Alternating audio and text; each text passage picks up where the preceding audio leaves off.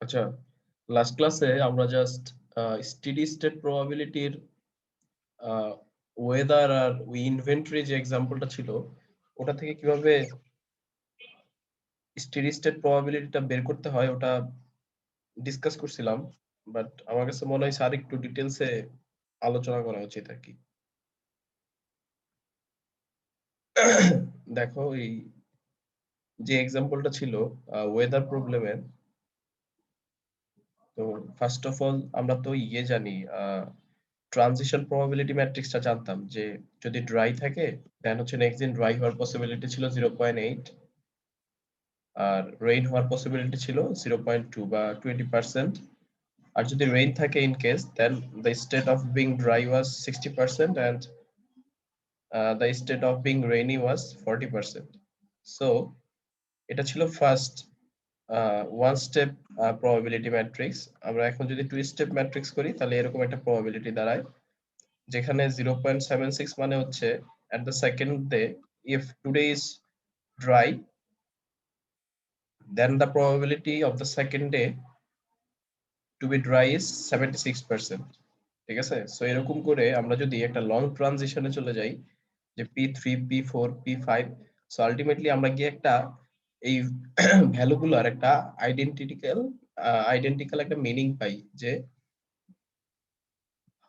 whatever the state of the previous state, মানে whatever the condition of the previous state, it's dry or rainy, যেটাই থাকুক আমার probability গুলো same থাকবে। যে ড্রাই হওয়ার প্রবাবিলিটি 75%, আবার রেইন হওয়ার প্রবাবিলিটি 25%, ওটা ড্রাই হোক আর রেইনি হোক। সো এরকম করে যখন আমরা এরকম প্রবাবিলিটি গুলো পাবো সেটাকে আমরা বলতেছি steady state probability. Similarly inventory প্রবলেমের ক্ষেত্রেও যখন 8 বার ট্রানজিশন করা হয়, মানে 8 বার 8 টাইমস পিরিয়ড পর আমরা যদি এর প্রবাবিলিটি গুলো চেক করি, যে ম্যাট্রিক্সের ভ্যালু গুলা দেখো প্রত্যেকটা রোতে আইডেন্টিক্যাল ভ্যালু পাচ্ছি আমি। এটা মানে এইগুলো হচ্ছে স্টেডি স্টেট প্রবাবিলিটি। সো আমরা স্টেডি স্টেট প্রবাবিলিটি ওইটা কি বলতে পারি, দেখো যখন আমি ট্রানজিশন ম্যাট্রিক্সকে যখন আমি কোনো প্রবাবিলিটি দিয়ে গুণ দিচ্ছি, আলটিমেটলি আমি ওই প্রবাবিলিটিটাই পাচ্ছি। So that is called the steady state probabilities, এবং স্টেডি স্টেট প্রবাবিলিটির সামেশন হবে 1। সো এই দুইটা কন্ডিশন যখন ফুলফিল করবে আমরা তখন ওই ইকুয়েশনটাকে স্টেডি স্টেট ইকুয়েশন বলতে পারি, এবং রেজাল্ট বা আমি ওই ইকুয়েশন থেকে যে আমি ভ্যালুটা পাবো সেটাকে আমি স্টেডি স্টেট প্রবাবিলিটিটা বলতে পারি। সো এটা ম্যাথ করলে খুব ইজি হয়ে যাবে। যেমন একটা এক্সাম্পল দেখো, given that a person's last cola purchase was Coke, there is 90% chance that his next cola purchase will also be Coke। মানে সে কোক কেনে, হুম, কোক কেনে এই শর্তে, মানে তার নেক্সট পারচেসটা কোক হবে, গিভেন দ্যাট সে এখন কোক ক্রয় করছে এবং এটার প্রবাবিলিটি হচ্ছে 90%। আর যদি পেপসি কিনে, মানে এই মুহূর্তে যদি পেপসি কিনে তাহলে পরবর্তী সময়ে পেপসি কেনার সম্ভাবনা হচ্ছে 80%। হ্যাঁ, এখন মার্কেট শেয়ার হচ্ছে পেপসি আর কোকের 55%, 45%। ইন দা লং রান কি মার্কেট শেয়ার হবে? স্টেডি স্টেটের কোশ্চেন গুলো অনেক সময় বলে in the long run what would be the probabilities that the market share of Coke and Pepsi will be this? So এখান থেকে তুমি ট্রানজিশন প্রবাবিলিটি ম্যাট্রিক্স খুব ইজিলি বের করে ফেলতে পারো, যেহেতু 90% বলছে। সো এখান থেকে 0.9, 0.9 হলে এটা 0.1, তারপর বলছে 80%। দেখো পেপসি মানে বর্তমানে পেপসি কিনছে, পরবর্তীতে পেপসি কিনবে 0.8, তাহলে এটা হবে 0.2। তো আমার এখান থেকে আমি প্রত্যেকবার আসলে এই যে ইনভেন্টরি প্রবলেম বা ওয়েদার প্রবলেম এরকম প্রত্যেকবার আসলে ভেক্টর গুণন করে, সরি ম্যাট্রিক্স গুণন করে আমরা স্টেডি স্টেট প্রবাবিলিটি বের করতে হবে না আমাদের। এই যে শর্তটা ছিল এখানে, স্টেডি স্টেট প্রবাবিলিটির যে দুটো শর্ত আছে এখান থেকে আমরা খুব ইজিলি বের করে ফেলতে পারি। যে সাপোজ এই পাই এই ভিতরের এই ম্যাট্রিক্সটা একটা কি বলে স্টেডি স্টেট ডিস্ট্রিবিউশন হবে such that pi P is equal to pi হবে, অর্থাৎ আমি এই প্রবাবিলিটিটাকে এটা দিয়ে গুণ করলেও আমি সেম প্রবাবিলিটিটাই পাবো। এখন ভ্যালুগুলা বের করবে, মানে বসিয়ে দাও যে পাই এর জায়গায় পাই 0, পাই 1, ট্রানজিশন ম্যাট্রিক্সটা, দেন আমি এই ভ্যালুটাই পাবো। সো এখান থেকে তুমি ইকুয়েশন ফর্ম করতে পারো এই দুইটা কিভাবে, যে এটা গুণ করো এই রো গুণন এই কলাম সমান সমান এই ফার্স্ট ভ্যালুটা হবে, ঠিক আছে? তাহলে 0.9 pi naught plus 0.2 pi 1 is equal to pi naught. Then হচ্ছে আবার এই রো আর এই কলাম সেকেন্ড কলাম হচ্ছে গুণ করো, তাহলে কি হয় 0.1 pi naught plus 0.2 pi 0.8 pi 1 is equal to এই সেকেন্ডটা হবে। হ্যাঁ, ম্যাট্রিক্সের যদি এরকম ইকুয়েশন থাকে তাহলে এরকম করে লেখা যায় পাই 1 আর প্রবাবিলিটি গুলোর গুণফল 1। সো এখান থেকে সব সময় তুমি এই দুটো দিয়ে সলভ করে ফেলবা না, তাহলে রেজাল্টটা এক্সপেক্টেড রেজাল্ট আসবে না। এখান থেকে 1 ধরো পাই নট এর মান 1 মাইনাস পাই 1, এটাকে এখানে বসিয়ে দেন হচ্ছে সলভ করবা। সো আলটিমেটলি পাবা হচ্ছে 2/3 1/3।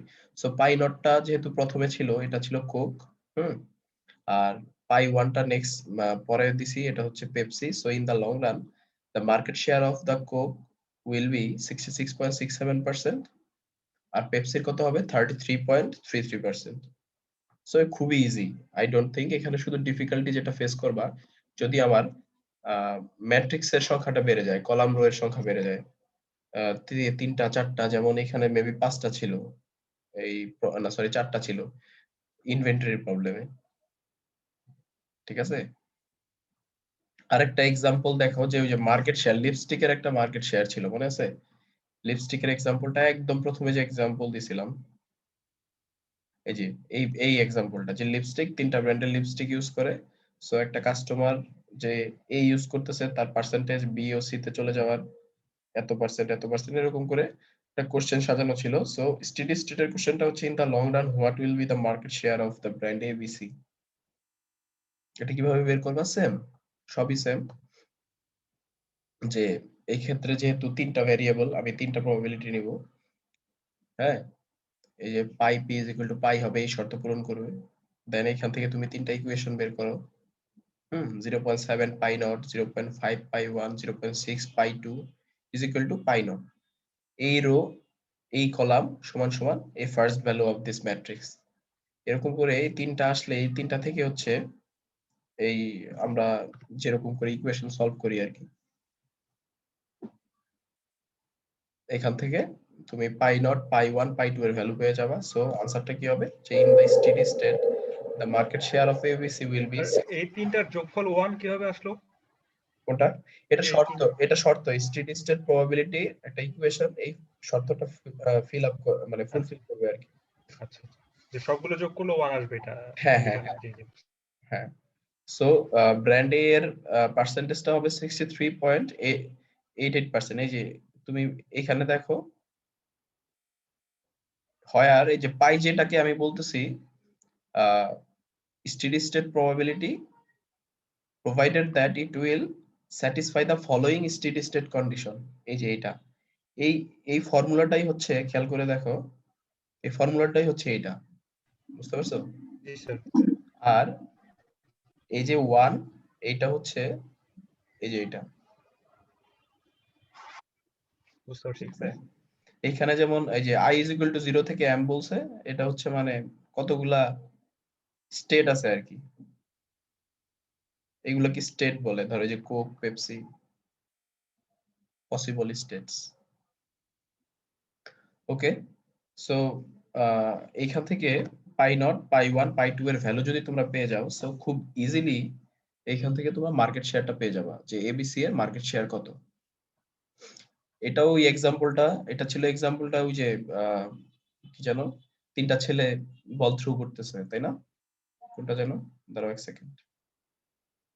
এই যে three boys ABC throws ball at each other, A throws ball to B, B throws ball to C, এবং C হচ্ছে AB দুইটাকেই থ্রু করে। সো তাদের স্টেডি স্টেট প্রবাবিলিটিটা বের করতে হবে আমাদের। এটাও সেম, যেহেতু এখানে তিনটা মানে তিনজন বালক, সো আমার তিনটা ইয়ে আসবে, আননোন আসবে। সো এখান থেকে তুমি ইকুয়েশন গুলো ফর্ম করে তুমি এখান থেকে স্টেডি স্টেট প্রবাবিলিটি গুলো বের করবে। এটা খুবই ইজি, জাস্ট হচ্ছে ইকুয়েশনটা সলভ করা আর কি। হ্যাঁ, দেন এটা হচ্ছে ওই যে প্রফেসরের এক্সাম্পল, এটা হচ্ছে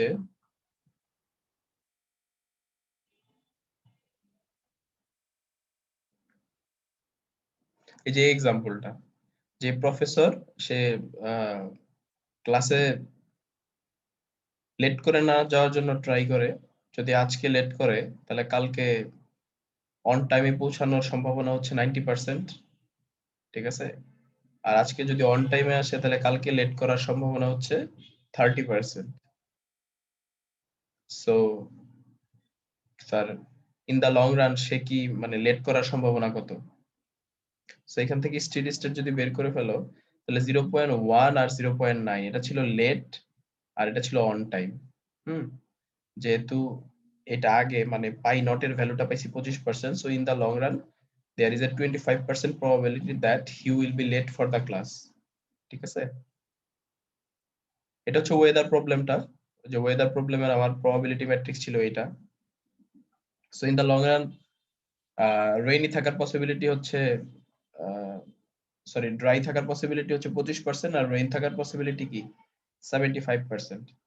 সিমিলারলি এখান থেকেও আমি বের করে ফেলছি ওই যে ইনভেন্টরি এক্সাম্পল, যেটা যেটা তোমাকে 8 বার ম্যাট্রিক্স গুণ করে যেটা বের করে ফেলতে মানে এন্ড স্টেট ট্রানজিশন প্রবাবিলিটি গুলো বের করতে হইতো, এখানে আর লাগবে না এটা, এখানে এভাবে করলেই পারবা। এখানে দেখো ইকুয়েশন হচ্ছে 5টা, সো একটু ডিফিকাল্ট আর কি। তোমরা এই ম্যাথটা একটু ট্রাই করো তো, এটা সেম সেম ভাবে করো, ঠিক আছে? যে what are the market steady state market share of the two major ব্রুয়ারিজ?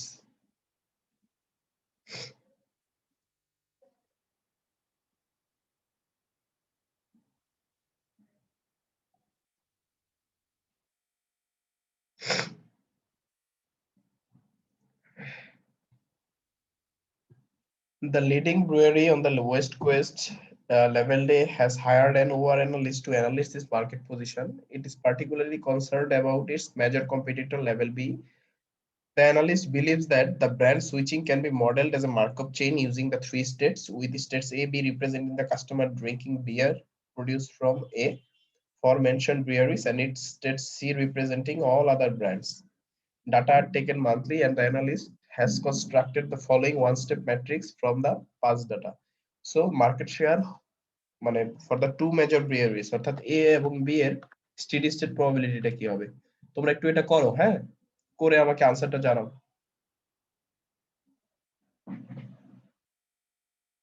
এটা করলে দেন হচ্ছে আমরা নতুন একটা চ্যাপ্টারে যাব, ওটার নাম হচ্ছে ডিসিশন অ্যানালাইসিস। খুবই ইন্টারেস্টিং এবং ইজি, এই মার্কভ চেইনের মতোই। তোমরা এটা একটু কাইন্ডলি খাতায় করো, দেন হচ্ছে আমাকে আনসারটা বলো 5-7 মিনিট পরে বা 10 মিনিটস পরে। জি স্যার।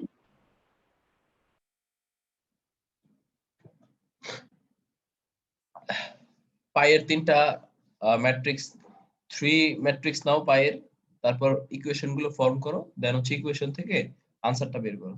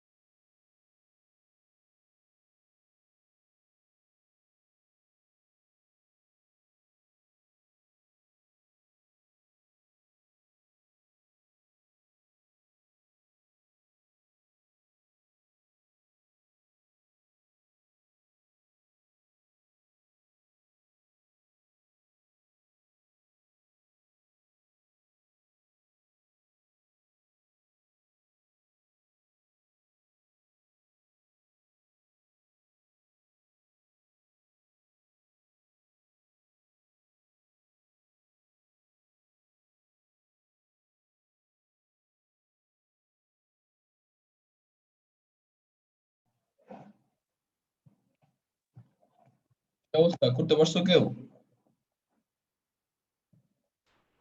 স্যার জিরো আসছে স্যার সবগুলো। না, জিরো আসছে।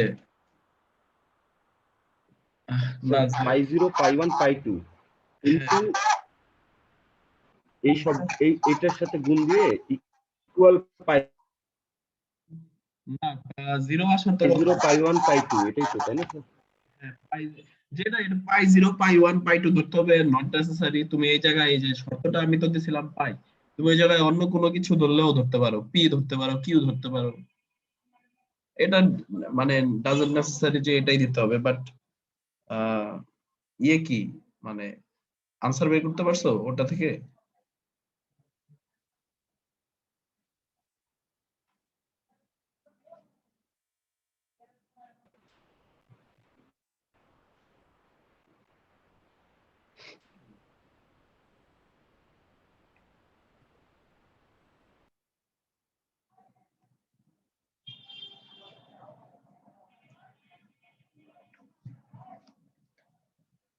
এটা তো খুবই ইজি, এটা না পারার তো কিছু নাই। জাস্ট হচ্ছে ওই ম্যাথমেটিক্যাল ক্যালকুলেশন আর কি।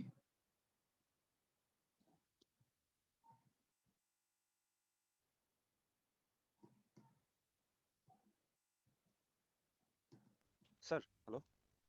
হ্যাঁ, বলো।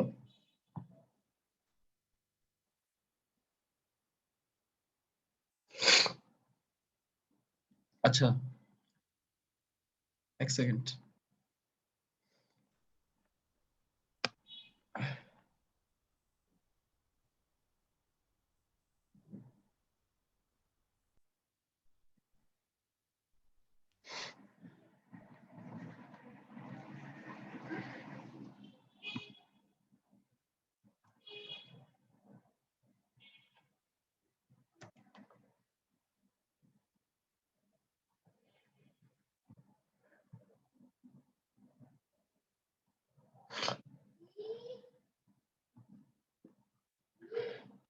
স্ক্রিন দেখতে পাচ্ছো? জি স্যার। জি স্যার। আচ্ছা, ওই যেভাবে স্টেডি স্টেটের কন্ডিশনটা দেয় ওভাবে লিখে দেন ইকুয়েশন গুলো ফর্ম করো। 0.7 pi naught, 0.2 pi 1 plus 0.1 pi 2 is equal to কত হবে বলো তো?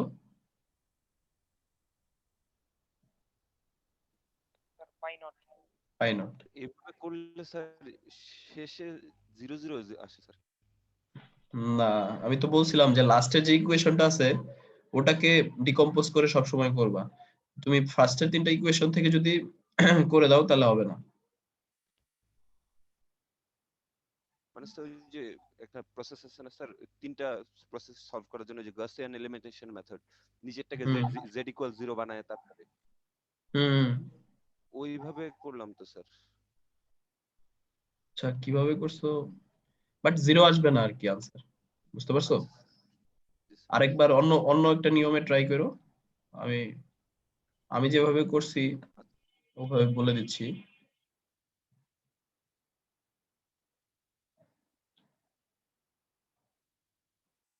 বাহ, আমরা কি কি মানে কলেজে থাকতে একটা রুলস পড়ছিলাম না, বজ্র গুণন। জি স্যার। জি স্যার, বজ্রগুণন ছিল প্রতিস্থাপন ছিল। আরেকটা যেন কি ছিল, অপনয়ন নাকি? অপনয়ন। জি স্যার। প্রেমার হচ্ছে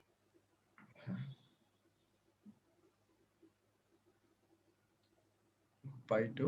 আর সবশেষে হচ্ছে pi zero pi one pi two is equal to 1। So এখান থেকে দেখো তুমি লিখতে পারো কি, pi zero is equal two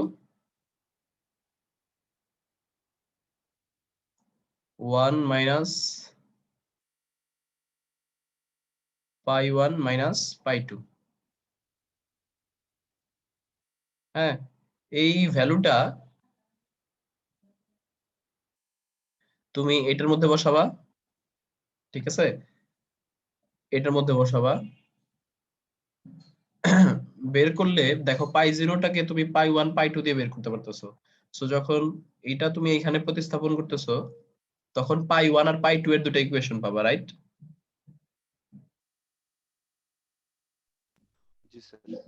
so ওই দুটো ইকুয়েশনকে তারপর হচ্ছে কোনো কিছু দিয়ে ওই যে গুণ দিয়ে এই ভ্যালুটার সাথে মিলায়া বিয়োগ করে দিলে তুমি আনসার পেয়ে যাবা। আনসারটা হচ্ছে তোমার পাই নট পাবা হচ্ছে 34.6%, পাই ওয়ানটা পাবা হচ্ছে 38.5%, আর পাই টুটা পাবা 26.9%। এই ঠিক আছে, এই ভ্যালুটা এটার মধ্যে বসাবা, তাহলে পাই নটটা দূর হয়ে যাবে, পাই 1 আর পাই 2 থাকবে।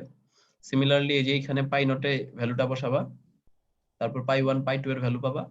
ফাইনালি যে দুইটা ইকুয়েশন হবে ওই দুইটা থেকে আবার এমন ভাবে গুণ করে নিবা যেন পাই 1 এর অথবা পাই 2 এর যেই টার্মটা আছে ওটা যেন বিয়োগ হয়ে যায়, শুধুমাত্র একটা টার্ম থাকবে। দেন হচ্ছে এভাবে সাবস্টেন্সিকুয়ালি পরের স্টেজটায় চলে যাবে আর কি। সো ফার এই ছিল হচ্ছে আমাদের মার্কভ চেইন, ঠিক আছে।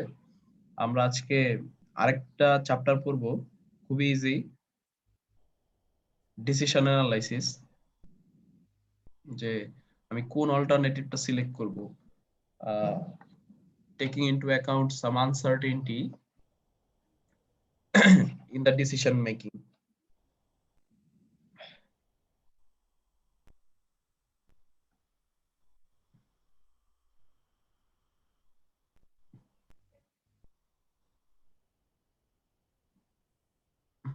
স্ক্রিন দেখতে পাচ্ছো?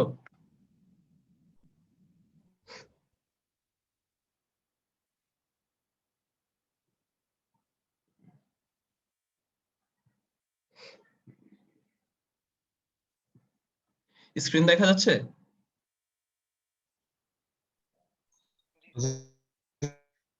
জি স্যার। ওকে, চলো আমরা ডিসিশন অ্যানালাইসিসটা আস্তে আস্তে শুরু করি। যে এর আগে তোমরা যেই চ্যাপ্টার গুলো পড়ছো, লিনিয়ার প্রোগ্রামিং, ইন্টিজার প্রোগ্রামিং এখনো পড়ো নাই, but kind of similar, game theory, এই সব যে প্রসেস গুলো আছে, all this focus on decision making when the consequences of the alternative decisions are known and with a reasonable degree of certainty. দেখো linear programming এ কি থাকতো, তোমার কিছু শর্ত দেওয়া থাকতো, হ্যাঁ, যে এটা করলে এটা হবে, হ্যাঁ, এরকম করলে এত কষ্ট হবে, এটা না করলে ওইটা করলে এত কষ্ট হবে। সো ফাইনালি তোমার একটা ম্যাক্সিমাইজড একটা অবজেক্টিভ ফাংশন তুমি ওখান থেকে ফর্মুলেট করতে পারতা। দ্যাট করতে পারতা মানে হচ্ছে তোমার ডিগ্রি অফ সার্টেনটি বা একটা তোমার অ্যাপ্রোচ করার মতো যথেষ্ট ইনফরমেশন তোমার কাছে ছিল। বাট ডিসিশন অ্যানালাইসিসে কি হয়, ডিসিশন অ্যানালাইসিস হবে তোমাকে এরকম একটা ফ্রেমওয়ার্ক বা মেথোডোলজি দাঁড় করায় দিবে যে তুমি আনসার্টেন আউটকামের জন্য ডিসিশন মেক করতে পারো। এবং এই ডিসিশন মেকটা তুমি এখানে বলতেছে যে এক্সপেরিমেন্ট, মানে হচ্ছে কিছু ইনফরমেশন দেয়া থাকলে তার উপর তুমি কিছু অ্যানালাইসিস করে তুমি ডিসিশনটা নিতে পারো, অথবা সরাসরি র্যান্ডমলি তুমি ডিসিশন নিয়ে নিতে পারো। জাস্ট মানে ইয়েস নো টাইপের আনসার দিয়ে তুমি ডিসিশনটা মেক করে নিতে পারো। সো ডিসিশন অ্যানালাইসিসের ক্ষেত্রে সিগনিফিকেন্সটা হচ্ছে যে এটা আউটকামটা কি হবে সেটা না জেনেও তুমি ইনক্লুডিং সাম আনসার্টেনটি তুমি ডিসিশনটা মেক করতে পারো। এবং এটা করার জন্য তোমার কয়েকটা, মানে এটার যে ফ্রেমওয়ার্কটা, এটার মধ্যে কয়েকটা টার্মের সাথে পরিচিত হইতে হবে। একটা হচ্ছে স্টেট অফ দ্য নেচার, একটা হচ্ছে পে অফ টেবল। দেখো কি, the decision maker must choose an alternative from a set of possible decision alternatives. অর্থাৎ কয়েকটা তোমার অল্টারনেটিভ থাকবে, এখান থেকে তুমি একটা পিক করবা decision. The choice of alternative must be made in the face of uncertainty because the outcome will be affected by random factors that are outside of the control of the decision maker. These random factors determine what situations will be found at the time that the decision alternative is executed. আচ্ছা যাই হোক, এইগুলা মানে বোঝাচ্ছে হচ্ছে state, তোমার নেচারের এই পসিবল যেই সিচুয়েশন গুলো আছে এগুলোকে বলতেছি স্টেট অফ দ্য নেচার। আমরা একটু পরে একটা এক্সাম্পল দেখলে বুঝবো যে আমাকে ডিসাইড করতে বলবে যে আমি আসলেই আমার ল্যান্ড মানে ওই ল্যান্ডের মধ্যে অয়েল আছে, অয়েল থাকতে পারে, সো আমি ওটাকে আসলে অয়েল লিক করব, না হচ্ছে আমি ওই ল্যান্ডটা কারো কাছে ইজারা দিয়ে দিব বা বিক্রি করে দিব। সো এই যে তোমার কি বলে এটাকে যে আমি বিক্রি করে দিব না সেল করব, অয়েল আছে কি নাই, এগুলো হচ্ছে পসিবল স্টেটস। ঠিক আছে। আর পে অফটা বলতে বোঝায় হচ্ছে অ্যাকচুয়ালি বেনিফিটস বা প্রফিট, যে তুমি এখান থেকে কতটুকু বেনিফিট পাবা, এই ডিসিশন মেক করলে কতটুকু প্রফিট হবে, ওই ডিসিশন মেক করলে কতটুকু হবে। হ্যাঁ, এরকম বোঝায়। এটা একটা টেবল আকারে এই ধরনের ফর্মুলেশনে দেওয়া হয় যে the pay off is a quantitative measure of the value of the decision maker of the consequences of the outcome. যে আউটকামের কনসিকুয়েন্স গুলো কি হবে ওটা কি বোঝাচ্ছে পে অফ। অ্যাকচুয়ালি এটা প্রফিট বা গেইন বোঝায়। আমরা দেখবো যে পে অফ যার বেশি হবে, হ্যাঁ, আমরা ওইটা সিলেক্ট করব। তো ম্যাথ করলে আমার বোধ হয় যে ব্যাপারটা আরো ক্লিয়ার হয়ে যাবে। এক সেকেন্ড।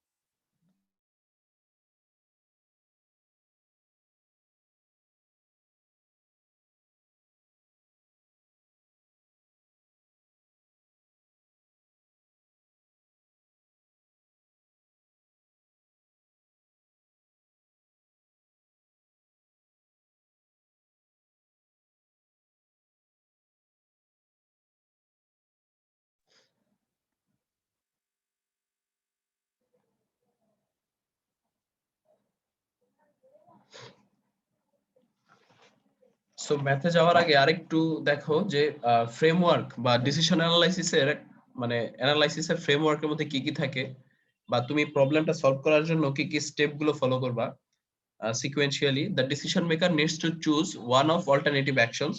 অনেকগুলো অল্টারনেটিভ থেকে তোমাকে একটা সিলেক্ট করতে হবে। Nature then would choose one of the possible states of nature. Each combination of an action of the state of the nature would result in a payoff, which is given as one of the entries of the payoff table. মানে হচ্ছে তোমার এক একটা কম্বিনেশনের জন্য তোমার result বা হচ্ছে তোমার খরচ কস্ট কত হবে, প্রফিট কত হবে, এগুলা পে অফ টেবলের মধ্যে দেওয়া থাকবে। This payoff table should be used to find an optimal action for the decision maker according to an appropriate criteria. Finally তোমার ওই পে অফ থেকে তুমি কিছু পদ্ধতি ইউজ করে এখান থেকে তুমি বেস্ট পসিবল কম্বিনেশন অর্থাৎ বেস্ট পসিবল ডিসিশনটা তুমি মেক করতে পারবা। আচ্ছা, এটা খেয়াল করো, এটা হচ্ছে আমাদের প্রবলেমটা। একটা কোম্পানি যেটা একটা ল্যান্ড ওন করে, that may contain oil, অর্থাৎ তেল থাকতেও পারে নাও থাকতে পারে। A consulting geologist has reported to management that she believes there is one chance in a 4 of oil, অর্থাৎ 25% চান্স আছে আমার অয়েল থাকার। এই যে খেয়াল করো, এটা হচ্ছে প্রায়র প্রবাবিলিটি যে 25% অয়েল থাকতে পারে, তাহলে ড্রাই হওয়ার সম্ভাবনা হচ্ছে 75%। Because of this prospect, another oil company has offered to purchase the land. হ্যাঁ, 90,000 টাকায় কিনে ফেলতে চাচ্ছে। এই যে দেখো, এখন 90,000 টাকায় যদি বিক্রি করে থাকে, অয়েল থাকুক আর অয়েল না থাকুক, 90,000 টাকায় কিন্তু সে পাচ্ছে ওনার। হ্যাঁ, however, Gothenburg is considering holding the land in order to drill for the oil itself. Drill করলে কত হবে?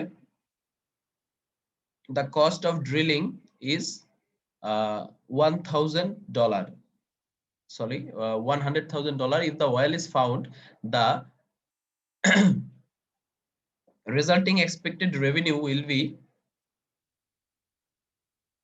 $800,000. The company's expected profit after deducing the cost of drilling will be $7,000. এটা হচ্ছে এই $7,000 হবে কোম্পানির প্রফিট যদি ড্রিল করে। আর a loss of $100,000 will be incurred if the land is dry, অর্থাৎ ল্যান্ডটা যদি ড্রাই করে, হ্যাঁ, তারপর যদি সে ড্রিল করে, তাহলে তার লস হবে কত? $100,000, $1,000। তার মানে বুঝতে পারছো? অর্থাৎ আমি যদি এটাকে কিউমুলেটিভলি বলি যে আসলে আমার ডিসিশন নিতে হবে whether I will drill for the oil or whether I will sell the land। হ্যাঁ, এখন আমি এটাকে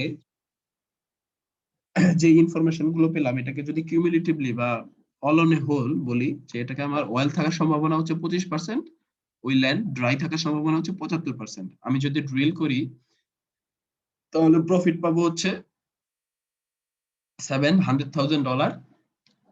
আর যদি ড্রাই থাকে আমি তাও যদি ড্রিল করি তাহলে আমার লস হবে $100,000। আর যদি আমি সেল করে দেই, অয়েল থাকুক আর অয়েল না থাকুক, আমার 90,000 আমি পাবো। সো এখান থেকে আমাকে ডিসিশন নিতে হবে, ঠিক আছে? সো এটা হচ্ছে আমরা যে ওয়েতে আগাচ্ছি এটাকে বলে যে ডিসিশন অ্যানালাইসিস উইদাউট এক্সপেরিমেন্টেশন। মানে হচ্ছে আমি এটাতে কোনো ওই যে অয়েল আছে কি না আছে আমি কোনো টেস্ট করতেছি না, হ্যাঁ, এটা ছাড়াই আমাকে যে ইনফরমেশন গুলো দেয়া আছে ওটার উপর বেস করে আমি ডিসিশন নিচ্ছি। That is why it's called decision analysis without experimentation. তো একটা মানে একটা ওয়ে হচ্ছে ম্যাক্সিমিম পে অফ ক্রাইটেরিয়া, ঠিক আছে? এটা হচ্ছে একটা ডিসিশন মেকিং এর রুল। সেটা কি? যে for each possible actions find the minimum payoff over all the possible states of nature, then find the maximum of these minimum payoffs. Choose the action whose minimum payoff gives the maximum. আচ্ছা যাই হোক, এটা মানে হচ্ছে দেখো এই প্রবলেমটার ক্ষেত্রে আমার স্টেট হচ্ছে অয়েল বা ড্রাই। এই যে স্টেট অফ দ্য নেচার, দেখো অয়েল বা ড্রাই। আমার অ্যাকশন কি? অ্যাকশন হচ্ছে ড্রিল বা সেল করব। আর এটাকে আমি পুরোটাকে বলতেছি পে অফ টেবল। তো আমার ম্যাক্সিমিন পে অফ ক্রাইটেরিয়া কি বলতেছে? আমার এই যে পসিবল অ্যাকশন গুলো আছে, এই পসিবল অ্যাকশন গুলোর জন্য আমার মিনিমাম কোনটা ওইটা বের করব। দেন মিনিমামের মধ্যে যেটা ম্যাক্সিমাম ওটা নিয়ে নিলেই আমার মানে আলটিমেট ডিসিশন মেক করা হয়ে গেল। কি হলো দেখো 700 and 100 এটার মধ্যে মিনিমাম কোনটা? -100, -100 90 90 এর মধ্যে মিনিমাম হচ্ছে 90। সো এই দুটোর মধ্যে ম্যাক্সিমাম কত? 90। So my action will be to sell the land. So the decision is to sell the land. এটাই ম্যাক্সিমাম পে অফ ক্রাইটেরিয়া। পরের ক্রাইটেরিয়াকে আমরা বলতে পারি হচ্ছে ম্যাক্সিমাম লাইকলিহুড ক্রাইটেরিয়া, অর্থাৎ যেটা মনে হচ্ছে যে বেশি স্যুট করে। এটার ওয়েটা কি? Identify the most likely state of nature, the one with the largest prior probability for this state of nature, find the decision alternative with the maximum pay of and choose this decision alternative। অর্থাৎ দেখো এটার মধ্যে আমার most likelihood কোনটা, যেটা probability বেশি, অর্থাৎ তেল থাকার সম্ভাবনা 25%, ড্রাই থাকার সম্ভাবনা 75%। সো আমি এটা সিলেক্ট করব, ঠিক আছে? আর যেহেতু এগুলা পে অফ ম্যাট্রিক্স এর পে অফ ভ্যালু, এটার মধ্যে ম্যাক্সিমাম হচ্ছে 90। So my decision will go in favor of selling the land. So the decision is to sell the land। অর্থাৎ ম্যাক্সিমাম লাইকলিহুড ক্রাইটেরিয়াতেও আমি ডিসিশন পাচ্ছি হচ্ছে টু সেল দ্য ল্যান্ড।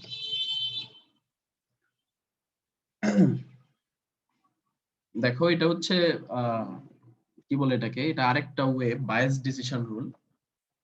এটা কি বলতেছে? Using the best available estimates of the probabilities of the respective states of nature, calculate the expected value of the payoff for each of the possible actions, choose the action with the maximum expected payoff। অর্থাৎ আমার যে probability গুলো আছে, হ্যাঁ, initial probability, ওটার সাথে আমি আমার প্রফিট বা পে অফ গুলোকে যদি গুণ করে দিই তাহলে আমি পাবো এক্সপেক্টেড পে অফ। এবং according to Bayes decision rule, যেটার expected maximum expected payoff পাবো, I will go in favour of that decision. তাহলে আমি যদি ড্রিলের এগেইনস্টে এক্সপেক্টেড পে অফটা বের করি তাহলে এটা কি করব? দেখো ড্রিলের ক্ষেত্রে ভ্যালু হচ্ছে আমার এটা, তাহলে 700 ইনটু 0.25 মাইনাস 100 ইনটু 0.75, ঠিক আছে? তাহলে আমি এক্সপেক্টেড ভ্যালু অফ ড্রিল পেলাম 100।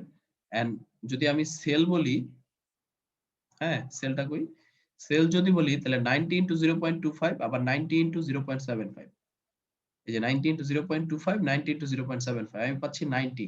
সো এক্সপেক্টেড পে অফ এর মধ্যে ম্যাক্সিমাম হচ্ছে 100, ঠিক আছে? So my decision will be to drill the land for the well, ঠিক আছে? সো বায়াস ডিসিশন রুল অনুযায়ী যদি আমরা মানে ফলো করি বা আগাই তাহলে দেখতেছি আমাদের ডিসিশন যাচ্ছে যে ল্যান্ডটা ডিগ করার পক্ষে, ঠিক আছে? সো এটা হচ্ছে যে সেনসিটিভিটি অ্যানালাইসিসটা করো, যে আমি যে এখন বায়াস ডিসিশন রুলটা পেলাম বা বায়াস ডিসিশন যেটা পেলাম সেটার সেনসিটিভিটি অ্যানালাইসিস করো। সেনসিটিভিটি অ্যানালাইসিস বলতে হচ্ছে এখানে যেমন প্রায়র প্রবাবিলিটিটা ছিল 25% আর 75%, এখন হচ্ছে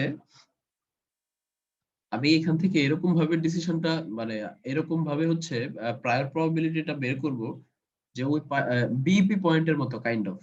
আমরা বিইপি পয়েন্ট বের করতাম না যে এইখান থেকে যদি রাইটে যাই তাহলে আমার লাভ হবে, লেফটে গেলে লস হবে, বা বিইপি পয়েন্টটা ছিল যে পজিশনে গেলে আসলে লাভও নাই লসও নাই। সো সেম ভাবে আমরা এটার সেনসিটিভিটি অ্যানালাইসিসটা করব যে প্রায়র প্রবাবিলিটি যেটা ছিল বা প্রবাবিলিটির চেয়ে ওই নির্দিষ্ট প্রবাবিলিটির চেয়ে বেশি হলে আমি ড্রিল করব, তার চেয়ে যদি কম হয় তাহলে আমি কি করব, সেল করে দেব। দেখো এক্সপেক্টেড প্রবাবিলিটিটা কিভাবে বের করছি ড্রিলের ক্ষেত্রে, 0.25 ইনটু 700 প্লাস 0.75 ইনটু মাইনাস 1000। এই যে এটা কিন্তু পি এর ভ্যালু, এটাকে আমি পি বলতে পারি, এটাকে বলতে পারি 1 মাইনাস পি বলতে পারি। তাহলে এক্সপেক্টেড পে অফ ড্রিল হচ্ছে 700p minus 100 into 1 minus P, অর্থাৎ 800p মাইনাস 100। ঠিক আছে, সো আমি যদি এটা বিপি পয়েন্টের মানে বিপি এর রুলটা ফলো করে যদি আমি এটা বের করি যে এটা হচ্ছে পে অফ, তো আমার দুইটার পে অফই সমান হইতে হবে। সেলের পে অফ কত, 90, ওই যে বিক্রি করে দিলে আমি 90,000 ডলার পাবো। সো আমি এটার সাথে এটাকে সমান বলতে পারি। So P is equal two 0.2375। ওকে, আমার ভ্যালু হচ্ছে এটা, অর্থাৎ আমার ইনিশিয়াল প্রবাবিলিটি যদি এই যে দেখো প্রায়র প্রবাবিলিটি অফ অয়েল বলে নিছি, কিন্তু প্রায়র প্রবাবিলিটি অফ অয়েল অর্থাৎ 23.75% এর বেশি যদি হয় অয়েল থাকার সম্ভাবনা, তাহলে my decision should go in favour of drilling the land if the prior probability, sorry আমি উল্টা বলে ফেলছি, যদি মানে হচ্ছে কি আমার এইখান থেকে এদিকে গেলে আমি ড্রিল করব, এদিকে গেলে হচ্ছে আমি সেল করব, অর্থাৎ পি এর চেয়ে যদি বেশি হয়, অর্থাৎ 23.75% চেয়ে যদি বেশি থাকে অয়েল, তাহলে আমি কি করব, ড্রিল করব। আর যদি 23.75% চেয়ে কম হয় তাহলে আমি সেল করে দেব ল্যান্ড। এটা কিভাবে বের করছে দেখো, এই পাশে ধরছে হচ্ছে প্রায়র প্রবাবিলিটি অফ অয়েল, এই পাশে ধরছে এক্সপেক্টেড পে অফ। সো এই যে ইকুয়েশনটা পাইছো তুমি, এটা হচ্ছে একটা কি বলে এটাকে, একটা ইকুয়েশন। আর এই যে এক্সপেক্টেড পে অফ সেল করলে পাচ্ছ তুমি 90, এটা তো সেল করে দিলে এটার কোনো আপগ্রেডেশন নাই, বা এটার কোনো এটার ভ্যালুটা হচ্ছে তোমার কনস্ট্যান্ট, যে এই যে 90 সেল করলে তুমি $90 করে পাবা, সরি মানে $90 পাবা সব সময়। আর যদি তুমি এটার সাপেক্ষে ধরো যে প্রায়র প্রবাবিলিটি অফ অয়েল, তুমি এই ভ্যালুটার মধ্যে তুমি 0 বসাও, 0.2 বসাও, 0.4 বসাও, হ্যাঁ, বসায়া তুমি এই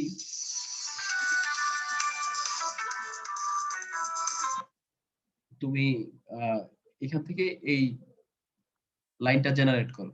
ঠিক আছে, তো 0 বসালে -100, 1 বসাইলে 1 বসাইলে কত, 1 বসাইলে তো এই হয়ে গেল, ম্যাক্সিমামটা হয়ে গেল, তাই না? 800 মাইনাস কি বলে এটাকে 170, এটা হচ্ছে ম্যাক্সিমাম। সো যেই বিন্দুতে ছেদ করছে ওই বিন্দুতে তোমার প্রায়র প্রবাবিলিটি অফ অয়েল কত, সো 0.2375। সো এইখান থেকে এই রিজিয়নটাকে আমি বলতেছি যে এদিকে গেলে আমি ড্রিল করব আর এদিকে গেলে আমি সেল করব। So that is the sensitivity analysis of bias decision rule. এখন এই যে এই পর্যন্ত আমরা যা করলাম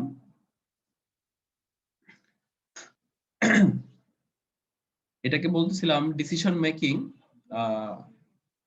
উইদাউট এক্সপেরিমেন্টেশন। এখন আমরা কিছু এক্সপেরিমেন্টেশন করব। কিরকম, যে আমরা ধরে নিছিলাম যে একটা ডেটা থেকে, ঠিক আছে, যে আমার 25% হচ্ছে আমার অয়েল আছে আর 75% হচ্ছে কি ড্রাই, যে অয়েল নাই অ্যাকচুয়ালি। কিন্তু এটাতে কোনো এক্সপেরিমেন্ট করি নাই যে আসলেই এই তথ্যটা কোত্থেকে আসছে বা আরো এনাফ পরিমাণ ইনফরমেশন নাই। দেখো এটা একটা খনির ডিসিশন যে আমি আসলে কি করব।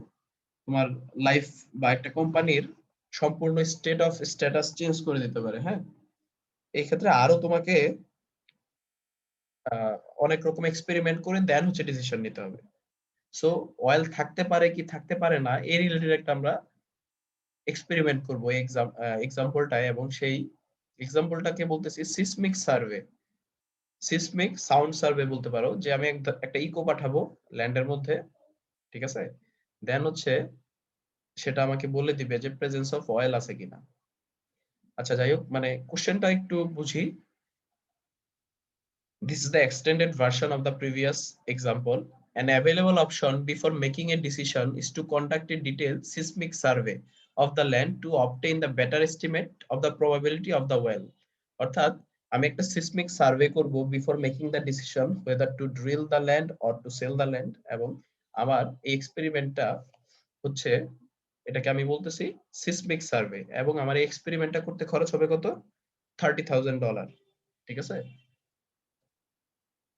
Seismic survey কি দেখো, seismic survey obtains seismic soundings that indicate whether the geological structure is favorable to the presence of oil। যে অ্যাকচুয়ালি এটা ইন্ডিকেট করবে আমার ল্যান্ডের মধ্যে তেল আছে কিনা। ইউএসএস বলতে কি বোঝাচ্ছে? আনফেভারেবল সিসমিক সাউন্ডিং, অর্থাৎ অয়েল ইজ ফেয়ারলি আনলাইকলি, অর্থাৎ অয়েল থাকবে না, যে it's not likely to contain oil. FSS কি? ফেভারেবল সিসমিক সাউন্ডিংস, যে অয়েল থাকতে পারে। সো এই টেস্ট করার পর আমি কি পেলাম, যে দেখো পিইউএসএস অয়েল, যে যদি অয়েল থাকে সেক্ষেত্রে আমি সাউন্ডিং আনফেভারেবল সাউন্ডিং পাওয়ার সম্ভাবনা কত? 0.4। আর যদি অয়েল থাকে তাহলে হচ্ছে ফেভারেবল সাউন্ড পাওয়ার সম্ভাবনা হচ্ছে 0.6। একটু বোঝার চেষ্টা করো। যদি ড্রাই থাকে, ল্যান্ডটা যদি ড্রাই থাকে, তাহলে আমার আনফেভারেবল সাউন্ড পাওয়ার সম্ভাবনা কত? 0.8। তারপর হচ্ছে যদি আমার ড্রাই থাকে তাহলে ফেভারেবল সাউন্ড পাওয়ার সম্ভাবনা কত? 0.2। এটা দেখবা তোমরা একটা ডিসকভারিতে একটা তোমার অনুষ্ঠান দেখাইতো, গোল্ড ডিগার্স, মনে আছে? জি স্যার, আমেরিকান ডিগার্স মনে হয়। আচ্ছা সরি, গোল্ড ডিগার্স না, ওটা হচ্ছে আমেরিকান ডিগার্স। গোল্ড রাশ বা যাই হোক এরকমই নাম ছিল, আমি ভুলে গেছি নামটা। ওটার মধ্যে তো যখন গিয়ে ওই ওনারকে বা ল্যান্ড ওনারকে অফার করতো যে 50-50 আমরা প্রফিট শেয়ার করব, তো ওরা কিন্তু সরাসরি ডিগিং এ যাইতো না। নানান রকম দেখবা ওই যে ইকো পাঠাইতো, বিভিন্ন রকম টেস্টিং ডিভাইস দিয়ে ফার্স্ট অফ অল ল্যান্ডটাকে পুরোটা দেখতো যে কোথায় তাদের একটা ওই যে সাউন্ড বা অ্যাকোস্টিক এক্সপেরিমেন্ট করতো। ওটা সাউন্ড পাঠাতো ল্যান্ডে, যদি কোনো একটা নির্দিষ্ট রেঞ্জের চেয়ে বেশি রেঞ্জের সাউন্ড পেতো, তার মানে হচ্ছে এখানে কোনো মেটাল জাতীয় পদার্থ আছে বা কোনো মূল্যবান ধাতু হয়তো সেখানে পাবে। ওই এক্সপেরিমেন্টই হচ্ছে কাইন্ড অফ দিস এক্সপেরিমেন্ট। বুঝতে পারছো? একটা ফ্যামিলি যে কোনো একটা প্রপার্টিতে যে 80-20 ভাবে প্রপার্টি শেয়ার করে স্যার, ওই অনুষ্ঠানটা একটা মোটা লোক থাকে স্যার, হ্যাঁ হ্যাঁ হ্যাঁ, ওটা আমেরিকান। ওই আমেরিকান স্যাভেজ। আচ্ছা, ওই ওটার মধ্যে ওই একটা কিছু পেলে একটা পেয়ে গেছি বলে একটা সাউন্ড করতো না? জি স্যার, জি স্যার। হ্যাঁ ওই যে, আর আমি জাস্ট মানে পড়ানোর ইয়েতে বলতেছি ওটা, যে ওরকম টেস্টিং করতে হয় আগে যে আমার অ্যাকচুয়ালি থাকতে পারে কিনা। কারণ এই ধরনের ডিগিং এ অনেক মানে কস্টলি আর কি। সো বেটার হচ্ছে আগে থেকেই আমার টেস্ট করে নেওয়া যে থাকতে পারে কি পারে না। এখন এই কোশ্চেন থেকে আমার আলটিমেটলি বের করতে হবে উল্টোটা, যে দেখো অয়েল থাকতে পারে, হ্যাঁ, এই শর্তে যে আমি আনফেভারেবল সাউন্ড পাবো 0.4, কিন্তু আমাকে এখন বের করতে হবে যে আনফেভারেবল সাউন্ড দিবে সেই সাপেক্ষে অয়েল থাকার সম্ভাবনা কত। আমার কথা বুঝতে পারছো? জি স্যার। মানে দেখো এখানে কি বলছে, যে অয়েল থাকবে, এটা তো আমার টেস্ট করছি, টেস্টেড ডাটা এটা, যে অয়েল থাকতে পারে সেই শর্তে আমার ফেভারেবল সাউন্ড দিবে, তার প্রবাবিলিটি হচ্ছে 0.6%। ওকে, আমি এই ডাটা নিয়ে আমি অ্যানালাইসিস করব, এখন আমাকে কি বের করতে হবে? আমাকে বের করতে হবে ওকে ফেভারেবল সাউন্ড দিছে, তার মানে আমি অয়েল পাবো, এটা কত পার্সেন্ট? বুঝতে পারছো? জি স্যার, বুঝতে পারছি। এখন এটা কি দিয়ে সলভ করা যেতে পারে? তোমাদের কি কোনো আইডিয়া আছে? এখন এটাকে দেখো, এটা কিন্তু কন্ডিশনাল প্রবাবিলিটি। হ্যাঁ, কন্ডিশনাল প্রবাবিলিটির সাথে প্রবাবিলিটির কোন রুলসটা মানে যায় মনে আছে তোমাদের?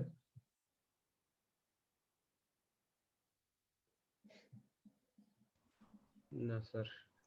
Bias theorem পড়ছিলা?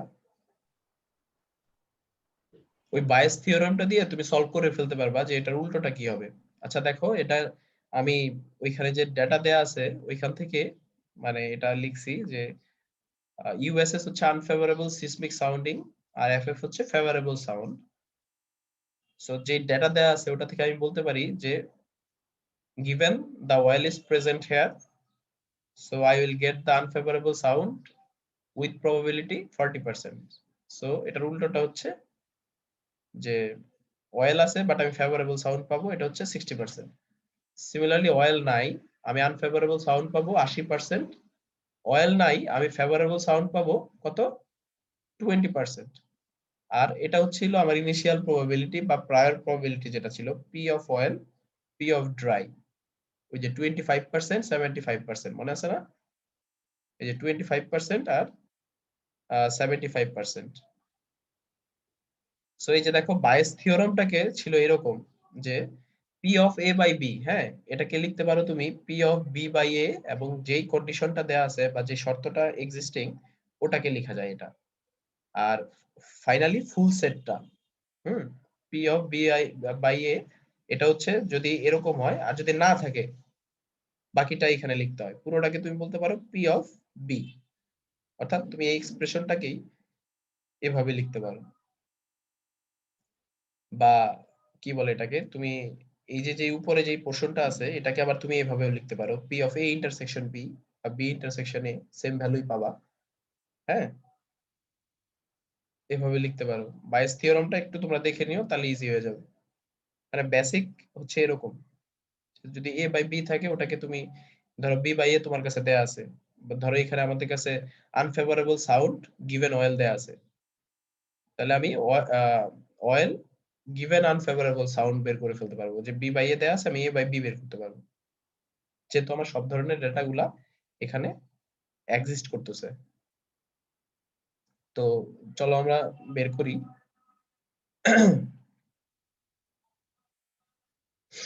দেখো আমার এখানে দেয়া আছে এফএসএস অয়েল দেয়া ছিল, আমি বের করব অয়েল মানে given FSS what is the probability of oil। তাহলে এটা কি এই যে এটা লেখা যায় না? দেখো তো, এই সূত্র অনুযায়ী, এই যে এই সূত্র অনুযায়ী এভাবে লেখা যায় না?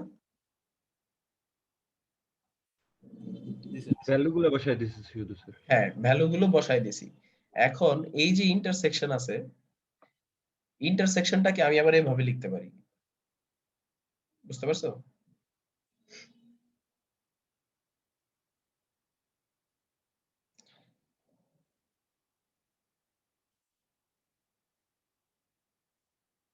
মানে হচ্ছে আলটিমেটলি আমি কোন জিনিসটা ফলো করছি, এই যে এটা।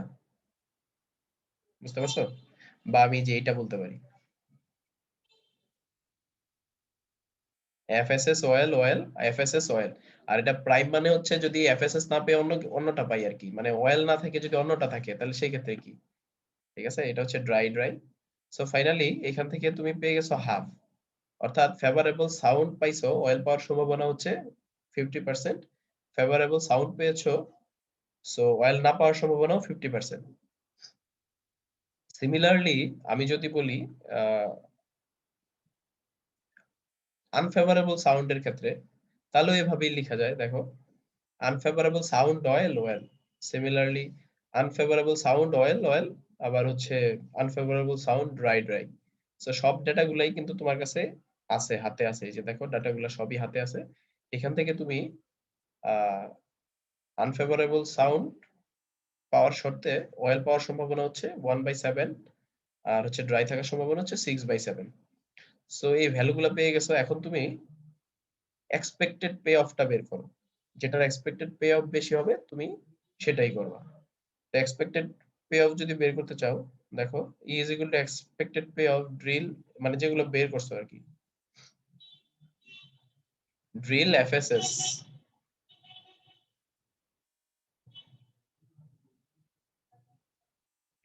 মানে হচ্ছে তোমার অ্যাকশনটা আর কি, যে তুমি ড্রিল করবা না সেল করবা, কোনটার এক্সপেক্টেড পে অফ কত। তাহলে তুমি যদি এফএসএস নাও, তো এফএসএস এর তুমি ইয়ে কি পাইছো, প্রবাবিলিটি কি পাইছো, 1, এফএসএস এর জন্য প্রবাবিলিটি পাইছো হাফ, তাই না?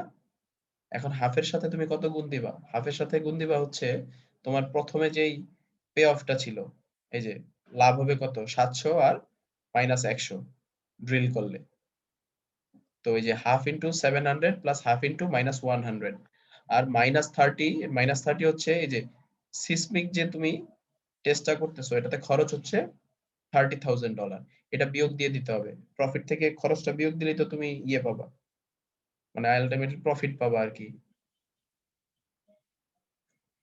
তাহলে এটা হচ্ছে 270। সিমিলারলি যদি সেল করে দাও, সেল ছিল ওই যে 90 করে, তাই না? তা হাফ ইন্টু 90 মাইনাস 30, পাচ্ছ কত 60। সিমিলারলি আনফেভারেবল সাউন্ডের জন্য তোমার পে অফটা কত হবে, দেখো পাইছি আমি 1/7 6/7, অয়েল থাকলে 1/7, ড্রাই থাকলে হচ্ছে 6/7। তো অয়েল যদি থাকে সেই ক্ষেত্রে আমার লাভটা কি হবে, ওই যে 700 এন্ড মাইনাস 100, 700 লাভ হবে আর 100 লস হবে। তো প্রবাবিলিটি দিয়ে গুণ দিয়ে দাও যে আনফেভারেবল সাউন্ড হইলে আমার আলটিমেটলি লস হচ্ছে, এক্সপেক্টেড পে অফ মানে প্রফিটটা মাইনাস মানে হচ্ছে লস হচ্ছে। আর আর হচ্ছে কি, যদি ড্রাই থাকে তাহলে আমি পাচ্ছি ওই 1/7 6/7 99 এর সাথে গুণ করে দিলে পাচ্ছি 60। সো এটা হচ্ছে আমার রেজাল্ট। আলটিমেটলি আমি কি পাইছি এই ডিসিশন অ্যানালাইসিস থেকে, যদি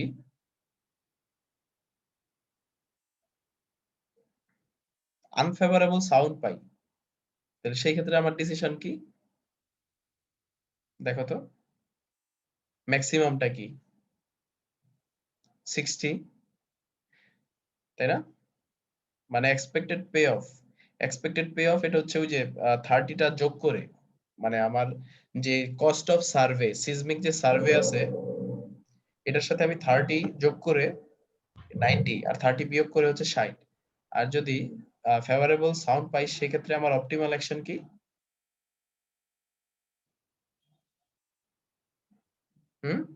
বলো।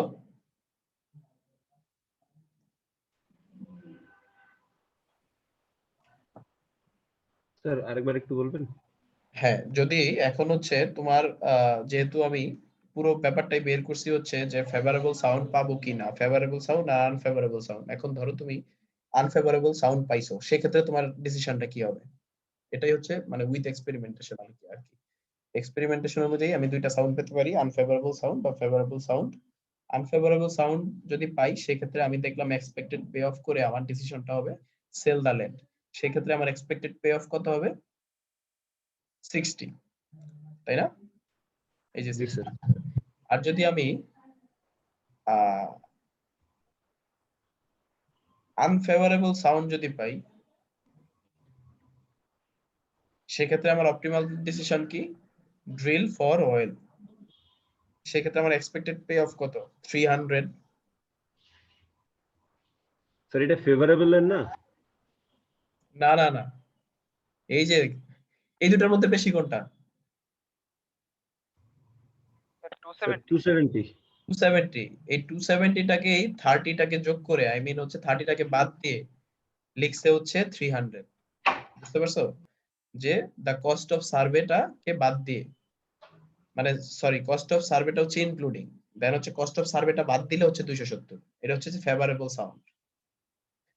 আর আনফেভারেবল সাউন্ডের ক্ষেত্রে এই ক্ষেত্রে ম্যাক্সিমাম কত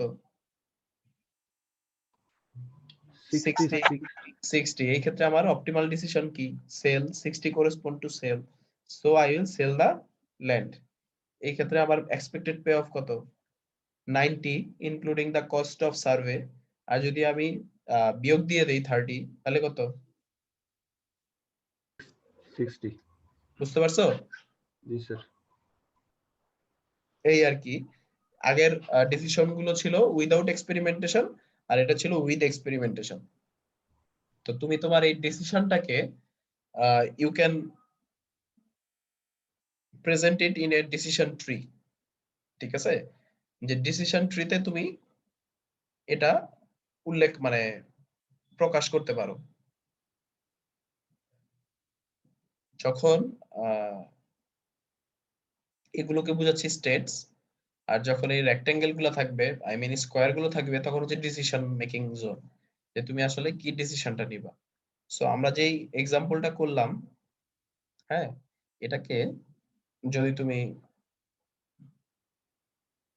ব্যাখ্যা করতে চাও বা ডিসিশন কি বলে ডিসিশন ট্রিতে যদি প্রকাশ করতে চাও, তাহলে দেখো দেখো তো এটা কেউ এক্সপ্লেন করতে পারো কিনা, একটু বোঝার ট্রাই করো।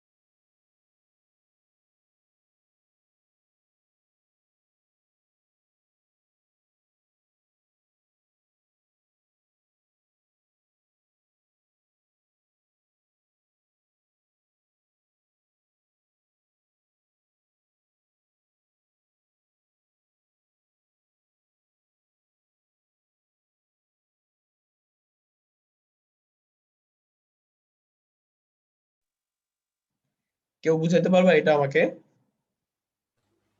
স্যার এখানে হচ্ছে আমরা দুইটা কাজ করতে পারি, একটা হচ্ছে সিসমিক সার্ভে করতে পারি, আবার সিসমিক সার্ভে না করে ড্রিলিং বা সেল করতে পারি। তো দুইটা ডিসিশনের মধ্যে যদি সিসমিক সার্ভে করি, তাহলে আনফেভারেবল সাউন্ড পাওয়ার প্রবাবিলিটি হচ্ছে 0.7, আর ফেভারেবল 0.7টা কোত্থেকে আসছে?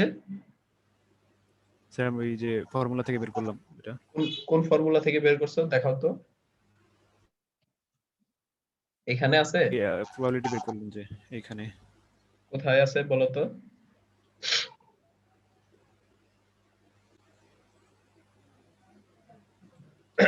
এখানে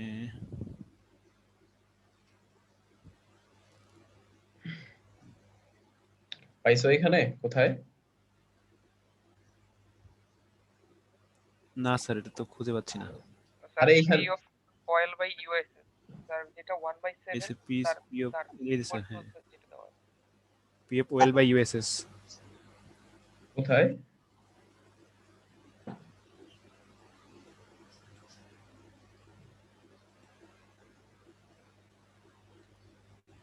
এই যে দেখো, এই যে এফএসএস না, এই এফএসএস এর এই যে ভ্যালুটা, এটা হচ্ছে এফএসএস এর ভ্যালু। এটা তো যদি তুমি বের করো, এটা আসবে 0.3, আর এই যে এটা হচ্ছে এফ 0.3 আসলে তো পি অফ এফএসএস যদি 0.3 হয়, তাহলে ইউএসএস তো 0.7 হবেই। জি স্যার। এই যে এইখান থেকে আবার ইউএসএস টা বের করে ফেলতে পারবে, যে দেখো 0.7 আসছে, দেখছো? সো এইখান থেকে তুমি এই ভ্যালুটা পাচ্ছ 0.7 আর 0.3। ওকে, নেক্সট। তারপর স্যার আনফেভারেবল সাউন্ড পাওয়ার পরে আমরা যদি ড্রিলিং করি, ড্রিলিং করার কারণে আমাদের হচ্ছে $1 লাখ লস হবে, এখানে $1 লাখ খরচ হবে। এবং তারপরে যে আমরা ওয়েল পাওয়ার প্রবাবিলিটি হচ্ছে 0.143 এবং ড্রাই থাকার প্রবাবিলিটি হচ্ছে আর 0.85। 0.143 মানে হচ্ছে 1/7, তাই না? জি স্যার, 1/7। হ্যাঁ, ওই 1/7, আর নিচেরটা হচ্ছে 6/7। 6/7, জি স্যার। হ্যাঁ, ওকে, ওয়েল যদি পাই তাহলে হচ্ছে আমাদের $8 লাখ প্রফিট হবে, এবং সেক্ষেত্রে আমাদের পে অফ হবে $8 লাখ প্রফিটটা, $8 লাখ হবে $8 আমার। পাবো। জি স্যার, সেল করে পাবো, এবং সেখান থেকে আমাদের পে অফ হবে এই যে হ্যাঁ, 67,000। এবং এই 800টা হচ্ছে ওই যে দেখো আগে যে 30 আছে 100 আছে ওইগুলোর বিয়োগফল অ্যাকচুয়ালি পে অফটা জি স্যার, এই যে দুইটা খরচ, একটা হচ্ছে সার্ভেতে খরচ, হ্যাঁ। একটা হচ্ছে ড্রিলিং এ খরচ। ড্রিলিং এর খরচ। আর যদি সেল করে দেই তাহলে সেল করে দিই তাহলে স্যার আমাদের জাস্ট সার্ভে যে খরচটা গেছে 30,000, হ্যাঁ, সেটা হ্যাঁ। জাস্ট লস হবে। সেটা দিলে আমি পেয়ে যাচ্ছি হচ্ছে 60,000 হচ্ছে পে অফ। ওকে, এবার যদি আমি ফেভারেবল সাউন্ড পাই তাহলে ফেভারেবল সাউন্ড পাইলে স্যার যদি আমরা স্যার ড্রিল করি তাহলে হ্যাঁ। হচ্ছে এখানে $1,00,000 তো খরচ হবে ড্রিলিং এ, তারপর হচ্ছে ওয়েল পাওয়ার প্রবাবিলিটি হচ্ছে 0.5 আর ড্রাই থাকার প্রবাবিলিটি হচ্ছে 0.5, মানে দুইটা সমান হ্যাঁ। সমান। ওকে, এই ক্ষেত্রে পে অফ স্যার এই যে 670, আর যদি ড্রাই হয় তাহলে লস হবে 130। আচ্ছা। ওকে, আর যদি সেল করে দেই তাহলে তো সেমই। জি স্যার, সেল করে দিলে সেম।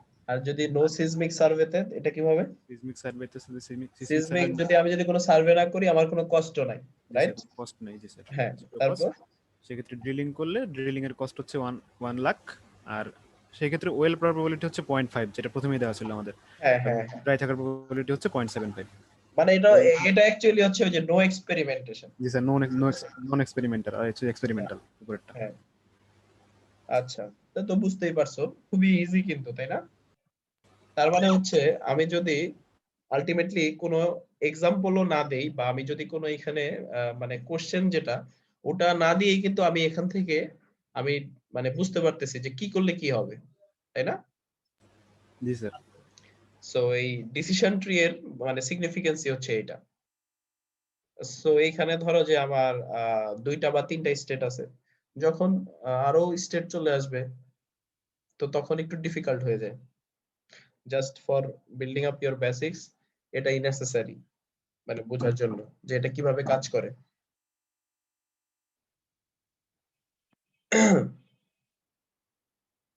স্যার এই টাইপের ম্যাথ যদি আসে তাহলে কি আমাদের যে প্রবাবিলিটির ম্যাথটা কি করে বের করতে হবে? কোন প্রবাবিলিটিটা? ওই যে ইউএসএস এফএসএস? জি স্যার। হ্যাঁ, বের করে দেন হচ্ছে করতে হবে। আচ্ছা স্যার, ঠিক আছে। আচ্ছা, এটা তো আজকে আমরা এই পর্যন্ত করলাম। এটার নেক্সট ক্লাসে হচ্ছে আমরা কয়েকটা এক্সারসাইজ করব এটা থেকে, হ্যাঁ? তো এক্সারসাইজ করলে আই থিংক মানে আরেকটু ক্লিয়ার হবে কনসেপ্ট গুলো।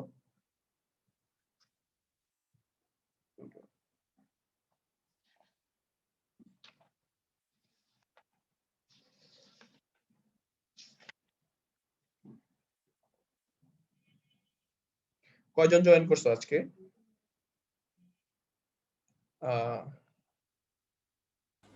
20